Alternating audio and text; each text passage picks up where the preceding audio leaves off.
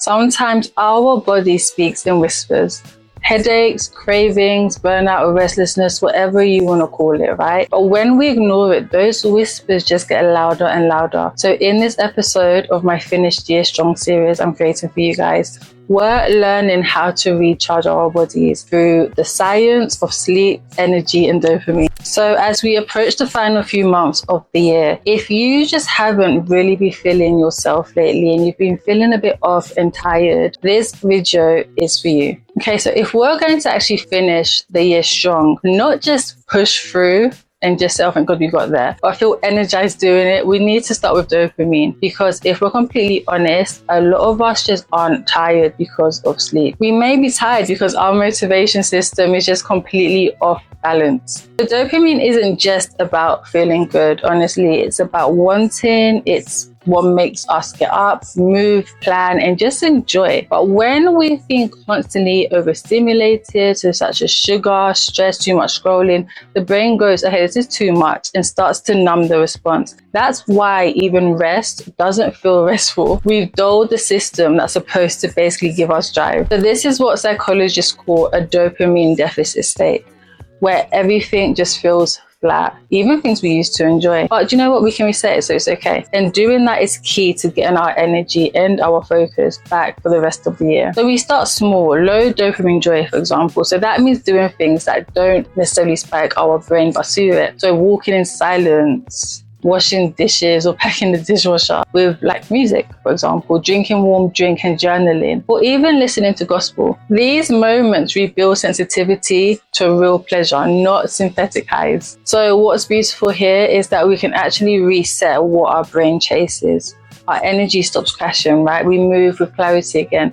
And that's how we finish the year strong, or at least one of the ways we could finish the year strong. Next is rebuild energy by closing sleep loops. So let's talk about sleep, because if we want to feel sharp, grounded, and strong as the year ends, we can't keep faking our rest. We actually need to sleep. Yeah, we need to sleep, actually feel restored after sleeping.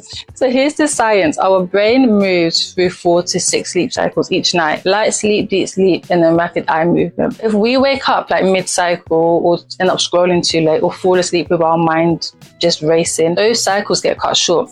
That's why we can sleep for 8 hours, right, and still not feel fully refreshed the next day. So one of the most underrated systems in the body is something called the glymphatic system. So think of it like your brain's overnight cleaning crew. During deep sleep, it clears our mental clutter and builds up waste, right, including a chemical called adenosine that basically makes us feel mentally sluggish if it hangs around too long. If that cycle's interrupted, right, the system can't do its job and our energy the next day takes the hit. So from a psychological perspective, consistency really does matter more than perfection. So if we wake up around the same time every single day, even when bedtime shifts, we anchor the brain's internal clock. And that rhythm is what basically protects our energy. So it's like what helps us show up steady, not scattered. So if we basically want to feel recharged, not resentful, let's make wind downs a bit more sacred again. So a warm drink, some low light,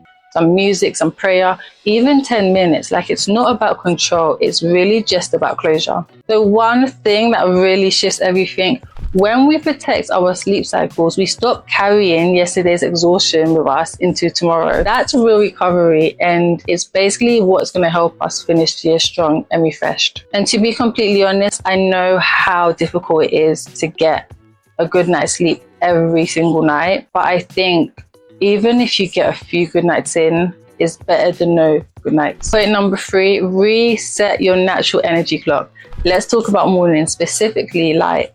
If we really want to feel energized as the year wraps up, we've got to help our body know when the day actually begins. So basically, when we get sunlight or even like just a bit of daylight into our eyes first thing in the morning, it basically sends a signal to our brain that it's time to be alert. This light hits a part of the brain called the suprachiasmatic nucleus, which basically helps regulate our circadian rhythm. So basically, our internal clock, when that rhythm's aligned, we feel sharper during the day and just sleep better at night. But when the first light we see is our phone, the brain gets confused, right? So blue light, which mimics daylight, but without the natural cues, the brain uses to really calibrate energy. So basically, this could mean our rhythm just gets thrown all the way off. So from a psychology angle, this is about choice, right? So how we set up our environment to support what we actually want. So leaving the curtains like slightly open, stepping outside for like 2 minutes, or even standing by the window before checking our phone, all of that, it helps the brain register, we are awake, let's go. This isn't about being rigid, it's not. It's about using light as a tool. Especially during these like darker winter months, we can just intentionally front load our mornings with cues that say the day's begun. So one small shift that can really help us finish strong is letting natural light lead before like the light from our screens. It basically tells our body that it's time to rise naturally. Okay, so next is reclaiming that afternoon crash or dip with like a mini reset. So let's be honest, sometimes that 2 or 3 p.m. crash, yeah, it's real. But instead of fighting it, what if we used it more like a reset point? So here's what's happening. Mid-afternoon, our core body temperature sometimes dips slightly. So this drop signals to the brain that it's a natural moment of rest. At the same time, the brain's alertness chemicals basically start to dip too. So that's why we feel a bit out of it, or hungry, or restless, or just tempted to scroll just to feel awake again. But here's the thing, the afternoon dip isn't the problem if you do like experience the afternoon dip. The problem is we've never been taught how to actually use it. So from a cognitive neuroscience perspective, this is a perfect time to do a quick state switch. So basically stretch, walk, or change like your scenery. Even lying down with your eyes closed for 10 minutes, so no scrolling, you can really just reset the nervous system. So psychologically, inserting a mini break into our day, even for like 5 minutes, can really help us reduce what's called cognitive residue. So that's the leftover mental clutter from switching tasks too quickly. When we pause on purpose, we basically clear some of that buildup. We get like a mental exhale. So instead of powering through, let's honor the crash with care. Not indulgence, just intention. The one thing we can forget sometimes is energy actually isn't about constant motion. It's not. It's about rhythm. Don't ignore the power of gentle movement. Here's a shift that's changed everything for me, right? Movement doesn't have to be intense to be effective, especially when we're tired. So gentle movement, like stretching, walking, or even doing chores with music, really can help oxygenate the brain. So reduce stress hormones and basically just release endorphins. And it also moves a fluid, which basically helps with natural detox. So from a neuroscience perspective, this increases blood flow to areas responsible for mood regulation and motivation. You know what? And the best part, it doesn't even have to look like a workout. In fact, when we're already like running low, pushing ourselves into high intensity can sometimes make us feel worse, not better. So psychologically, gentle movement shifts our state. It basically just reminds the brain we're not stuck. When we feel flat or heavy, even like swaying side to side, shaking our arms, or just standing for a few minutes can really change our momentum. This is especially helpful when we've been sitting for hours. So if we have a desk job in an office, for example, like movement can really just reboot clarity. So it doesn't just change how we feel physically, it actually changes how we think. So to finish strong, we don't need to do more. No, we just need to move a bit more differently. Even the gentlest motion can really just unlock a new wave of energy. Okay, next, let's build an evening rhythm that actually helps us slow down. So from a neuroscience perspective, the brain needs calming cues, right? So these cues help the hypothalamus release melatonin at the right time. But when our evenings are chaotic, so let's say we're rushing around, we're watching intense shows, replying to emails, the brain doesn't register that it's safe to shut down. So we lie in bed just physically tired, but mentally we're still really switched on. So psychologically, this ties into what's called a transition ritual, right? So that's the concept from behavioral design that basically helps the brain shift from one state to another. It's like we protect our sleep cycles, right? So this helps signal to the brain that it's actually time to slow down. Creating a wind down rhythm, even if it's just like 10 or 20 minutes, it sends the message that, okay, we're closing for the day now, it's enough. This could look like low lighting, for example, a warm drink, journaling, tidying your space, or listening to like peaceful music. I really like gospel music to calm me down. The point is consistency beats perfection, especially as we end the year. Our minds are full, literally plans, regrets, hopes, unfinished tasks. But rest isn't just sleep. Rest is closure, and this is where our evening rhythm becomes a kind of exhale. So what helps us finish strong isn't staying up to catch up. It's not. It's slowing down to recover. Even 20 minutes of calm can change everything. Okay, so let's go back to dopamine for a quick second. Stay with me. So because we're not just recharging the body, we're basically recharging our motivation, and dopamine is key for that, right? So when we complete tasks, even the small tiny ones, the brain gets a dopamine boost. But when we live in chaos or chase overstimulation, for example, we just stop noticing those little wins, and that basically flattens our drive. The neuroscience kind of shows that progress can sometimes be its own rewards, right? So this is called the goal gradient effect. The brain releases more dopamine as we get closer to completing a task. So when we can see our progress, our motivation naturally rises, and that's so true. Think about the amount of times where like you're studying, for example, and you want to give up, but you've looked and said, I've done all this coursework, I've done all these exams, I need to keep going. Or you've been at work and it's been like a massive, like just a project that seems like it's never ending. But then you look back and you're like, well, I've done all of this work now, and may as well see this through to completion. So that statement can definitely resonate with a lot of us in different ways.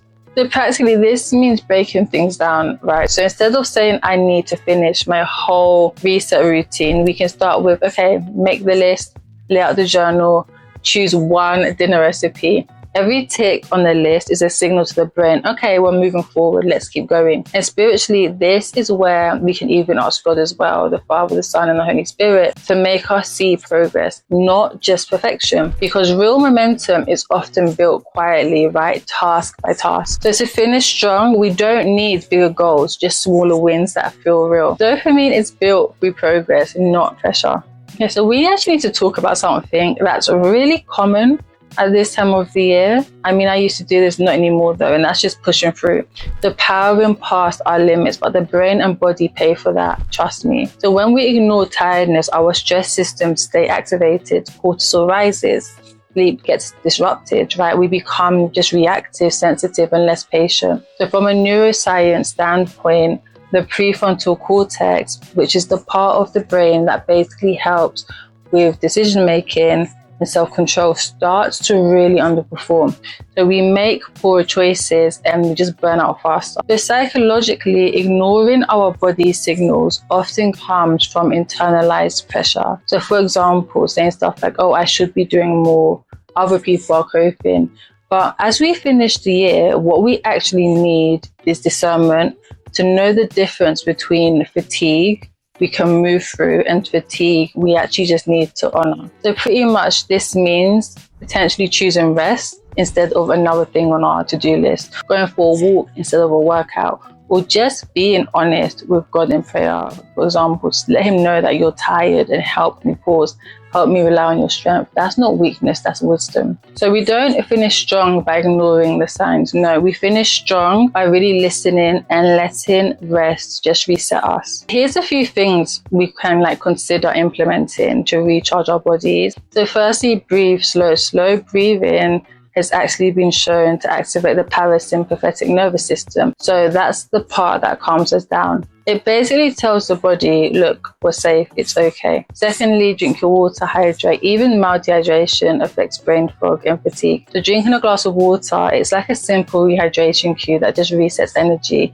And finally, gentle contact. So rubbing your palms, wrapping in a nice blanket, basically helps signal calm through sensory pathways. So the brain registers these actions as grounding. So these are simple but really effective tips we could start implementing, especially when our day is spiraling out of control or our rhythm is completely lost. And you know what? Sometimes a full reset really can just start with the basics. Breathing, water, just grounding. It's small habits like these that just hold us up at the end of the year. Something else we can try is starting to audit the inputs that drain us. So here's something we don't always think about, especially when we're tired, and that's what's draining us. Might not be physical. So sometimes it's what we're actually consuming. Neuroscience shows that chronic overstimulation stimulation, right? So from noise, constant notifications, or just emotional tension keeps the amygdala activated.